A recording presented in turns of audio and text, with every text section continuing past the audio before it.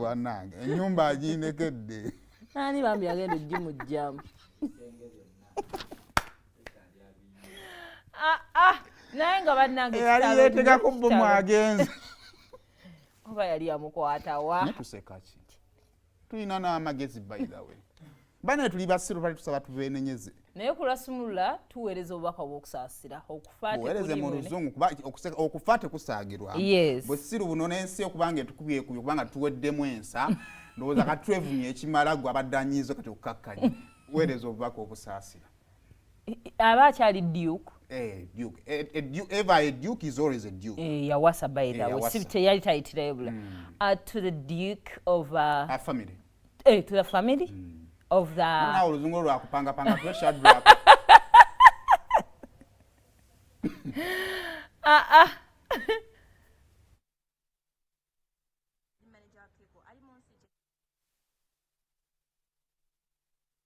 for Gambuuze. Wali Gambuuze. Okay. Tubulideko gwe manager wa Keko, yali manager wa Keko. Ali mu nsi kyesaawe.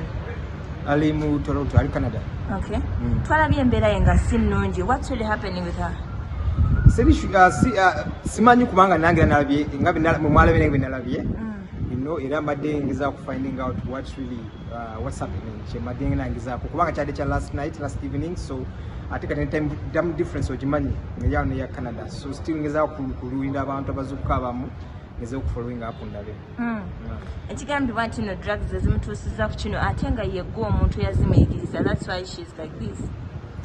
I don't think that's right. Nzatayavanga n'agamba nti nazimuyigiriza.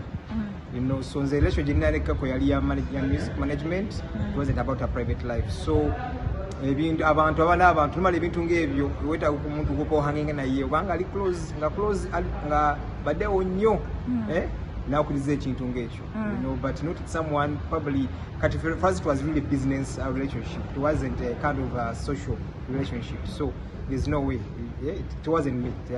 Nga manje washito omuntu akoma rehab nibamu. No, but Keko yagenda kumuberi wano yagenda mu rehab. Yero nagenda mu rehab. Atera bwenga bana muri mukimanyi nti Keko si asono kustruggling era bandaffe bajja nagendayo navayo nagamba nkimaze nagenda ko mu church naddayo ekintu kya addiction it's like kubanga bulwadde. It's not something that omalaga kivaako. You know, normally you go, then before you know, chemical changes is happening, body nature gala, umubiri n'olwana n'omubiri n'oddayo kyegera wakitageza obuvumu bw'amaanyi nnyo okukiwangula era tutatumanyi nti n'abamu abakiwangudde tulabye olugendo lubadde luwanvu. Ebintu byonna bikubu social media bintu kubuuza ate yateekayo ate atandika atya ate ani yamuyigiriza ate simanyi kino ate you know, so I think the best way Keko kyali agadde kumusupportinga ffe nga bannayuganda morally ndakumusabira.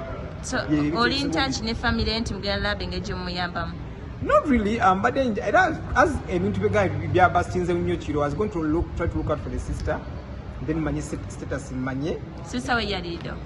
Abera Mbuya. Yeah. So you're going to get to the family, then I'll try to make some calls and find out, and then also ngiza kumanya ku bantu abamu bimanyi bana Uganda bali Canada. Fulabo bana nabasobola finding out kigenda maaso tulenga tumutwikirira. Do you believe in drugs zisudde talent z'abayimbi bangi because even Gem culture naye yakava rehab? Of course. Not even all in Uganda. We have had big stars. Tuenda abantu nga Whitney. You know, I don't think any Ugandan has been as big as Whitney. One of support ngeya Whitney, but all of na yate ne walirwa. So of course in everything kubenga siba yimbi bonna ne omuntu yenna kaso course getting engage mu addiction eyo addiction ekyo obuzibu ate sina drugs okka ne bo addicted to gambling era buli kimu kigwawo.